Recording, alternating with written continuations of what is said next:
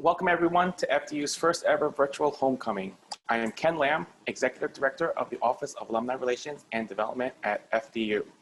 I hope many of you had the chance to participate in some of the great events that have been taking place all week. Tonight, at this time, it's my pleasure to introduce two of FDU's staunchest supporters and volunteers, our special guests for our Women in Leadership conversation. Brenda Blackmon and Marta Tellado, both members of FDU's Board of Trustees, have been instrumental in guiding FDU, helping to strengthen the future of their alma mater. Brenda Blackmon graduated FDU with a BA in Communications in 2001 and a Master's in Public Administration in 2013. Her early career in journalism started out in Nashville, Tennessee and Columbus, Georgia, where she was the first Black anchor in the city's history and was named by the city as one of the century's most influential people. She would become one of the most trusted sources for news in the New York City metro area. Blackmon spent 23 years as a reporter and anchor at WWOR-TV. She would go on to anchor the 6:30 p.m. newscast for WPIX in the New York City region. Blackmon has won 4 Emmy Awards, more than a dozen Associated Press Awards, and the prestigious Edward R. Murrow Award for Broadcast Excellence. She is founder of Brenda Blackmon Communications, and following her daughter's diagnosis with lupus, Brenda founded the Kelly Fund for Lupus Incorporated. Today, Brenda returns to the anchor chair to have a conversation with Dr. Marta Tellado. Dr. Marta Tellado's journey to where she is today began during the Cuban Revolution. Marta, her 3 brothers, and her parents left behind family and friends as they immigrated to the US. Marta was barely 3 years of age when she arrived in the US and moved to Newark, New Jersey. In a CNN Business interview in 2016, Marta noted that her biggest break was also her parents' biggest heartbreak, coming to America. Her parents' decision, as Marta noted, filled my life with new possibility. Dr. Tellado would graduate from FDU with a BA in 1981. She would go on to earn her master's and Ph.D. in political science from Yale University. Marta's career began in Washington, D.C., working alongside consumer and environmental advocate Ralph Nader, and spent many years in the US Senate working with New Jersey Senator Bill Bradley. In the same 2006 interview with CNN Business, Dr. Tellado noted, "Work in the US Senate was a public service highlight for me." Her commitment to public service did not stop once she left the Senate. Dr. Tellado would go on to become Executive Director of the Domestic Policy Group at the Aspen Institute and Vice President of the Partnership for Public Alliance for Service. She spent 10 years at the Ford Foundation, where she served as Vice President for Global Communications and was an officer of the board. While at the Ford Foundation, Dr. Tellado led strategic communications and advocacy on a range of issues in the US and around the world, including economic fairness, free and fair access to an open internet, and civil rights. Dr. Tellado would eventually become President and CEO of Consumer Reports in 2014. She has been credited with transforming one of America's most trusted brands and iconic social enterprises, uniting its rigorous research, consumer insights, award-winning journalism, and policy expertise to drive social impact. Under her leadership, Consumer Reports has evolved from a subscription organization to a 6 million strong membership organization. I am very excited to have Marta and Brenda with us tonight and want to thank the two for taking the time to be with us. Brenda, Marta, the floor, or rather, shall I say, the screen is all yours. Thank you so much, Kenneth. And Marta, shall I say, Dr. Tellado, you are my hero. First of all, I think that you are the one who should be running for president right now. What took you to the job you're in right now? Because I would think that you should be president, or at least a political career, instead of Consumer Reports. Brenda, it is so great to be here and share this evening with you and the FDU homecoming celebration. It is such an honor to serve on the FDU board. And I am thrilled to be here and to tell you a little bit about how I got here. So, wow. I don't think anyone has ever said to me that I should be the president. But I think you should. I mean, thank you for that background. Oh my goodness. Well, I will say this, you know, and I think Ken said it well when he said public service was a real highlight for me. And it was a highlight for me because it was an opportunity to give back. Being here as an immigrant, as someone who fled a revolution in search of democracy, and the opportunities and the openness of it, I really learned to value what that means. And that you can't, in a democracy, you can't sit on the sidelines. You have to engage, you have to participate in it. And I've tried to craft a life for myself that has allowed me to do that. And you know, as young people think about, you know, what am I going to do and how am I going to get to where I'm going to be, is, you know, you have to have some entrepreneurship and kind of braid a life for yourself, because most of us aren't just good at one thing. We like to do a lot of different things. And so how do you learn to do that? And there's no one path. You kind of have to find yourself. So I did. I tried to construct a path for service. Okay, I'll let you go back to the beginning. As excited as I am about wanting to just push you and catapult you right there to the top, and as president right now, I'll let you start at the beginning. Tell me about those humble beginnings. And I mean, hearing that story is just truly amazing. So how much of the very beginning do you remember? Well, I remember our 3-story walk-up in Newark, New Jersey. And I remember it because it felt to me like it took forever to get up to the 3rd floor when I was 5 years old. Tiny steps. But it was rich. It was very rich in culture and life. And we had a very diverse neighborhood. And that neighborhood was constantly changing in Newark at the time. We were also there in the midst of the women's movement, the civil rights movement, and the consumer movement. And so as a child growing up in an urban area, surrounded by people who were working hard every day, but also struggling to have their voices heard, I wouldn't have changed it for anything. Yes, that was to me was a lesson I wasn't even conscious of. And it was shaping me as I was getting up every day. Did you think about making money? And when I grow up, I'm going to make a lot of money. Was that even on your radar at the time? What was on my radar, it would be absolutely dishonest to say that I didn't think of money, because we were very humble in our beginnings. And my parents were working hard. They were learning a new language. My grandparents were chipping in and taking care of us. So I think we always felt rich in culture and family and faith, but we knew that there are no shortcuts. You have to work hard. So I was very conscious that one has to lean in and find your passion and work hard at it. So how did you have your parents and your grandparents to keep things in perspective for you? Did they say education is the key ever? Was that always in the forefront? I think it was. I mean, think about it right there. I have 3 brothers, 2 grandparents, my parents. We were all living in a 2-bedroom apartment. So, you know, they did talk a lot about education. And I think all of us know that our parents or our guardians want us to excel, want us to succeed. And there are many different paths to success. Mine happened to be education. That was the thing I could cleave to, that I felt if I invested in that, I could find myself and I could find a path. And that could also put you above the rest for a different reason? I don't know about above.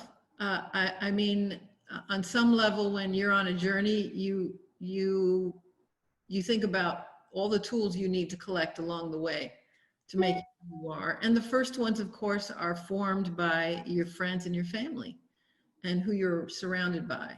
But it's not enough. You got to find other people to help you along the way. You managed to work with someone like Ralph Nader. An internship made the difference for you? Well, I will say FDU made a difference for me. because I like the sound of that. I was a senior, and FDU also had this program where you could take classes right through this winter semester. So I did. I was going to try to take as many classes as I could, and what that allowed me to do was take my last semester in Washington, D.C. But at the time, we didn't have an internship program at FDU, but they helped me. I said, I want to do this, and we got creative. We found a place that I could do that with. I got financial aid to figure it out. They helped me figure it out. They kind of held my hand through the whole thing. And then it was my job to come up with the internship. And I was so moved by what I saw in a PBS program, you know, that Ralph Nader was debating about consumer rights and consumer protection. And it inspired me. So I said, I'm just going to pick up the phone and see if they'll take me. And the rest is history, you know. So money has never really been the key, the driving force for you then, has it? I think money for me was more about security and opportunity. It allows you to focus on other things. So you're not constantly worried about your own economic security. And so many people are from a day to day.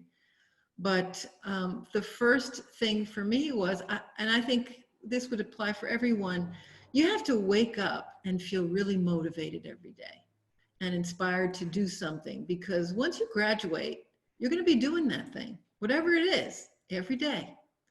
And you want to grow, and you want to love that, and you want to have a professional and a personal connection to it. That was important for me. Did you find that people looked at you as a woman first, as an Hispanic woman first, as someone from Newark first? Any of those ever become real barriers for you? You know, it's funny, when I was living in Newark and surrounded by African Americans, we also had, right next to the African American neighborhood, there was a Jewish neighborhood. There weren't many Hispanics in my neighborhood at that time. We were like one of two families. So everywhere you went, your identity shifted depending on where you were. And so we were in this melting pot. But then when I went to, when we moved, I went to a neighborhood outside of Newark, and I was very much perceived as that. And one of the things that surprised me when I got to this suburban high school was that the lunchroom was segregated. Not by, you know, any edict. It was just certain kids sat here and certain kids sat over here. And immediately you get introduced to how to negotiate and navigate a world where difference isn't, you know, it matters. And I think I have always wanted to embrace my difference because it is who I am. I think it has been an asset for me. And I think it's been an asset for any place I've ever worked, because I could bring that perspective to my work. But you've also always reached out to everyone. Yeah, I have. I mean, you know, to answer your direct question of what's it like and how do people see you, you know, I could tell you that to this very day, when I say I am the CEO of Consumer Reports, they expect something else, because, you know, everybody knows us as, you know, she must know a lot about cars, right? We're the #1 place where Americans go to find out what is the right car for them.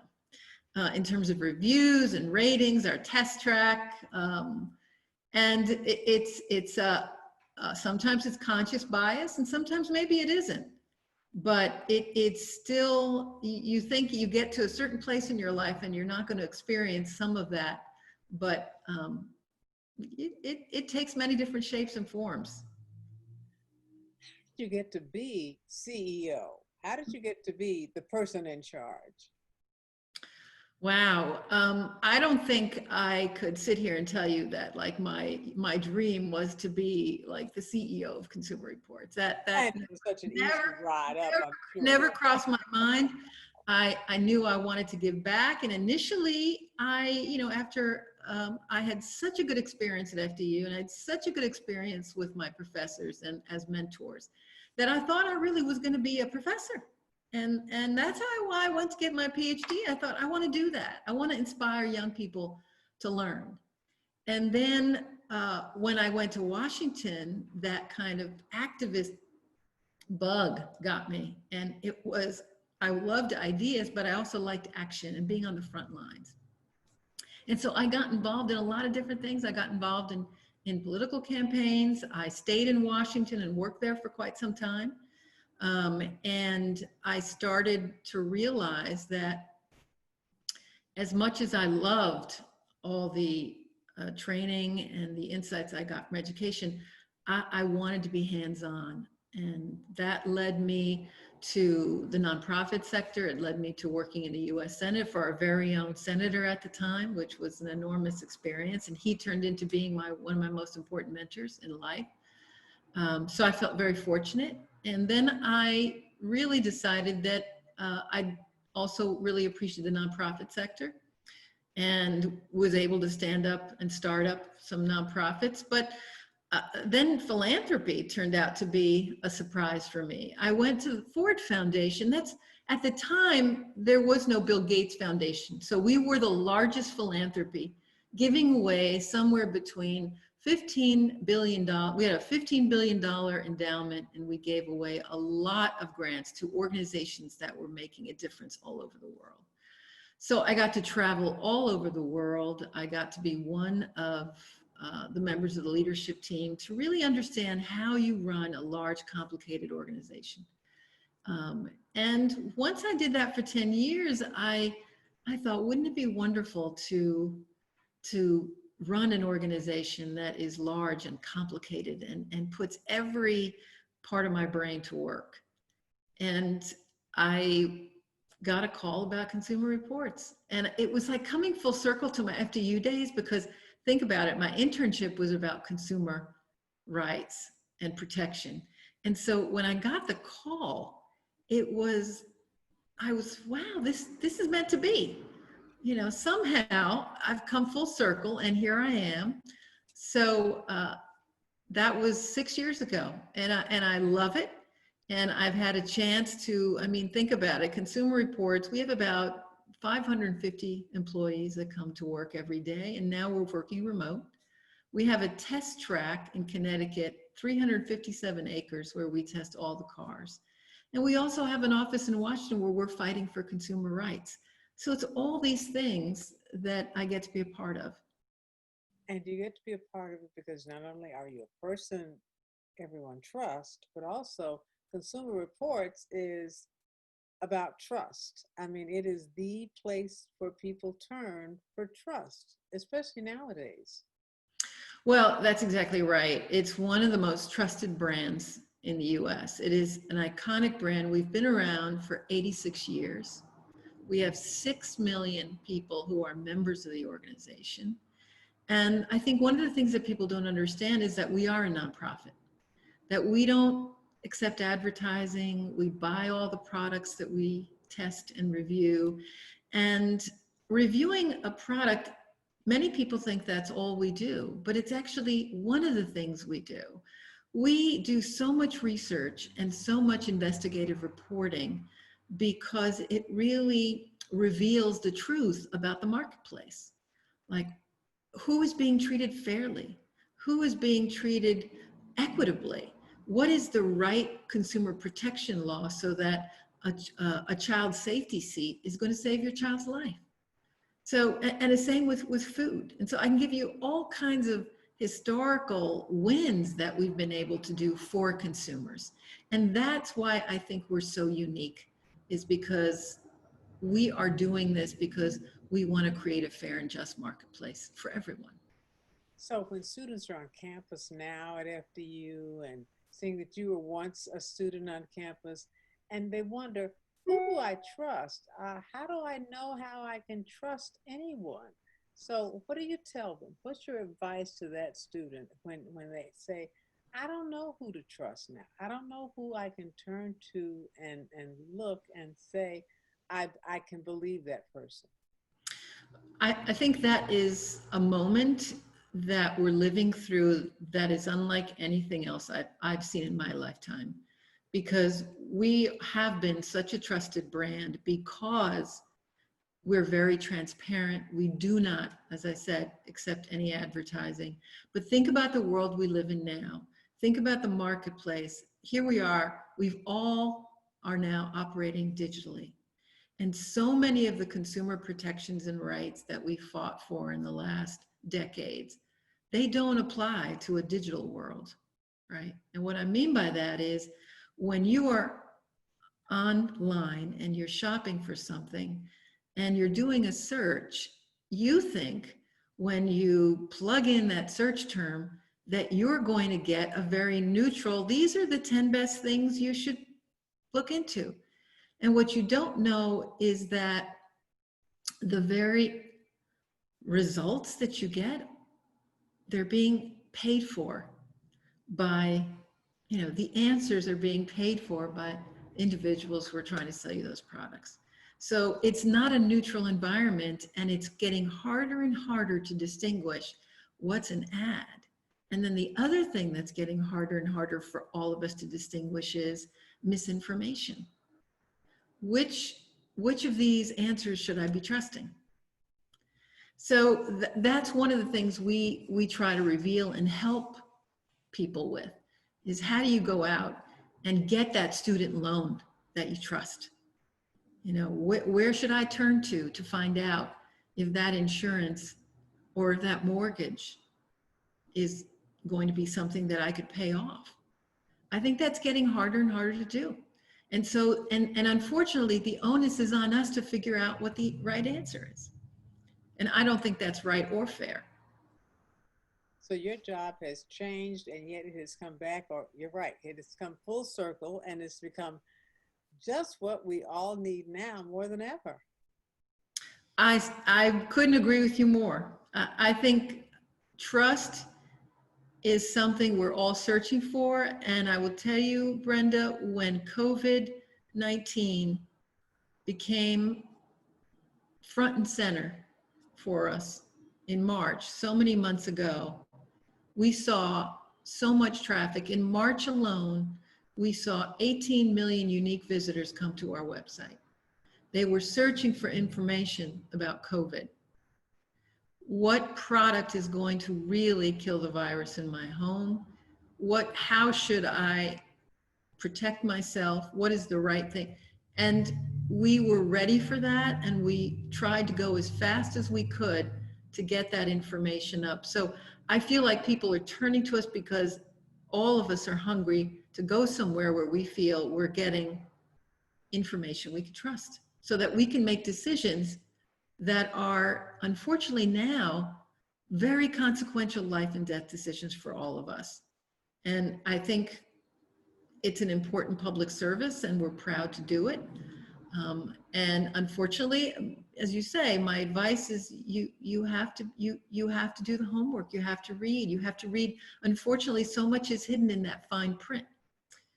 And so we're living in this time where I think our work is so essential. Well, I'm going to make you think of more pleasant times, because surely you've been to a reunion or two of your own over the years, right? No? A reunion? Yes, at FDU maybe. Oh my gosh, not only a reunion, but I'm also a Roxton alum. Yay, me too. Yeah, and I have to tell you, it was one of the most important experiences of my life. And I think that also shaped why I felt so at home at the Ford Foundation, because I was traveling around the world as an international organization, and going to Roxton opened up my world.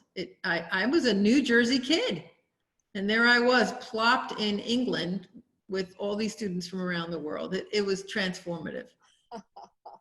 Do you still have friends from Roxton? I sure do, without a doubt. It's a common bond we all share. In addition to FDU, there's this wonderful icing on the cake, right, that we all called, Roxton, which was lovely. So yes. So some of your reunion years, because right now this is where we are. We're in the reunion. So any favorite ones among them all? Favorite reunions. The one that comes to mind really is the Roxton reunion. But what I have really enjoyed, and reunions are great and they're fun, but there's a positive side to the digital world that we live in. And the positive side to the digital world we live in is that I love it when I get a message on LinkedIn from an FDU alum, and they say, "Hey, I'm just connecting." And so you get this feeling like there is a network out there of us. And that always brings you back to, where it all started. And for me, it was FDU. It really was. It really set a path for me that you just have to keep, knitting that path for yourself. But I really enjoy that. And I guess to me, that means, and I would say this to all the folks coming and thinking about it, the moment you step on campus, you are looking for mentors for the rest of your life. Doesn't it always make you smile when you step on campus? Oh, yes. And then I look at everything that's happened to campus, since we were there. I look at the incredible buildings, the library, which I spent so much time in. And I walk in and I'm like, wow, what a transformation. So it's always fun. Homecoming is always fun. And yes, we're going to get through this time. We all want to be together. We all want to be not so worried about our health and our safety. We want to bond and we want to be with one another. And I know FDU's and every university is doing everything they can to make that possible. And so I think part of that is, my wanting to be, a part of this homecoming. If there's anything that you could have done differently, what would that be? Oh, more of everything. I'm voracious. I'm taking a wonderful dance class at FDU. It's like, oh, I wish I could have done more things like that. That was so much fun. Just one of those electives, you think, I need something different, and you take it and you realize, oh my gosh, I love to dance. This was really fun. Were you into athletics at all? No, I did. I played intramural basketball, and I really enjoyed that. That was a lot of fun at the time. So did you do anything that no one ever would have thought you would have done?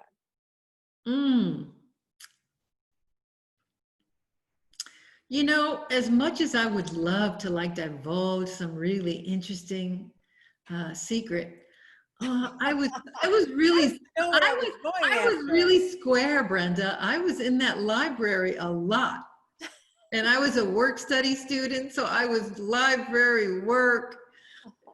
There wasn't a whole lot of free time. It was, and you know what? That's okay. A lot of deferred gratification got me to where I am. And it was, and I met a lot of people that are still in my life. So what's life like outside of work? Outside of work, I've been upstate for the past 7 months. We have a house in the woods, and I usually live in New York City with my two parents upstairs from me. They retired, and I tried to get them closer to me. And we have a dog. And right now, we are all working remotely. So I am upstate in our home, in the woods, with all these folks. And that is what home is like. So we also have a wonderful lake. And so the summer was wonderful to be able to escape. And I've learned how to paddleboard. And that's a really awesome thing if you've never tried it. So a lot of swimming, a lot of hiking. I think all of us are looking to nature to restore ourselves a little bit when we're on Zoom. So I go for a lot of walks, which I find to be very restorative. And music. We have a little music studio in our home. My husband, he is a really talented musician, and he tolerates me because I dabble. Singer, perhaps? You play an instrument? We try to do everything. Like I said, I'm curious about so many things, but what's wonderful about music and learning a new instrument is that it completely takes your mind. It's like learning a language. You have to really focus. So the first thing I did was as a child, I learned how to play the piano. And then I learned how to That's play the the most drums. plus, I right? learned how to play the drums because my mother told me I had to play the piano, but what I really wanted to do was play that drum kit. So I took drumming lessons, and we have a drum kit at home. And then the next thing I thought, I really want to learn how to play the electric bass. And that's what I'm doing right now. Oh, wonderful. So it's really fun. I have a stand-up electric, and I also have a You Fender. are your own band. I love it. I love it. And so Friday nights is usually, you know, we go down to the music room, and he shows me a couple new tricks, and we have some fun. Oh, that sounds great. Music is just also restorative. Oh, yes, indeed. So what's next? Well, we are still working real hard at CR. Here we are 7 months in, and we know that people need more information about what to do and how to do what they do. And so we're looking at, you know, the holidays now. So how do you connect to family and to one another and stay safe? How do you continue to make, you know, smart and safe decisions for your family? So I think there's so much more to do. I feel blessed to have a marvelous team at Consumer Reports. We have been fighting the good fight. One of the things we're working on right now that I think is on so many of our minds is that because so much of our life is online, we are looking at how do you preserve your privacy online and your data every time you're online shopping or doing something. One of the platforms is collecting information about yourself. So how do you regain control of that information, and how do you keep that information private? And so we're doing a lot of work on how to do that, how to look at the software that connects all the products in your home. Like, where does all that information go? And who owns it? And shouldn't you be a little more in control of that? So there is so much to do in this new world that we're living in. And we're not even halfway through the kinds of technology and innovations we're going to see. So I feel like one of the roles I can play is be at the forefront of trying to protect and safeguard the rights we have and should have when we're in the digital marketplace. Do you think we're too anxious to get back into our jobs at the job place? I don't know. You know, as I said, so many of our folks are working remotely. And I did 2 surveys, like month in and 7 months in. And what I have found is that they're incredibly resourceful. Many people are finding ways to work at home that work for them. And so what I've seen is, you know, sometimes we talk about work-life balance. What I'm seeing is work-life integration. And so the challenge isn't so much, you know, and we're fortunate, many of our folks can do, we invested in the technology that allows them to work at home. So what we're trying to think about is how you create boundaries in a world that is online all the time. How do you tell people, stop, have lunch, get off the screen, stop, figure out a schedule that works for you so you can help your child with homework because they're home, they're now Zooming at home. And then we need as an employer to be flexible because we're in this new environment. It's not the old rules. You have to be more flexible, and you have to think about how do you maintain not just the physical health, but the mental health of a workforce that is now completely remote. You should still be president of the US, not just the company. Brenda, that is such an honor. I don't know. That's something to think about. And unfortunately, you know, I can't be president technically because you have to be born in the US. I'm a naturalized citizen and proud of it. But I'm afraid there's some barriers, but there are so many incredible young people that I think are finding their passion in public service. So I'm always really hopeful. You can serve on the cabinet. You're still my shero, and thank you so very much. Thank you, Brenda. my fellow FDU grad. Such a No matter nice, what, no nice matter what you. Google says. Thank you, and welcome to homecoming. It's great to be here. Thank you. Have Congratulations. a It's great good to be rest of back. the day. Okay. Thank you, Marta. Thank you, Brenda, for that great conversation. Marta, we're going to hold you to it. We want you to do a concert for us once you master that electric bass. Hey. As we sign off tonight, I want to thank all the alumni, parents, students, and faculty, staff, and friends of FDU who joined us for this conversation with Marta and Brenda. Even though we can't meet in person, I do want to remind everyone online that you can stay engaged with FDU's Alumni Association and FDU by participating in the FDU Alumni Webinar Series. This series features online lectures, conversations, and workshops led by our expert faculty and alumni that will stimulate your senses and remind you how much you love learning new things. Also, be engaged with FDU. Consider making a gift to support student scholarships at the university. We all know this pandemic has created many financial challenges for our students, and they rely heavily on student scholarships to pursue their dreams. You can sign up for our webinars, see what's happening on campus, and support student scholarships by visiting us online at support.fdu.edu. Thank you again, Marta and Brenda, and thank you to everyone online for joining us tonight. Everyone, have a great night. Please be safe, stay healthy, and be well. Take care.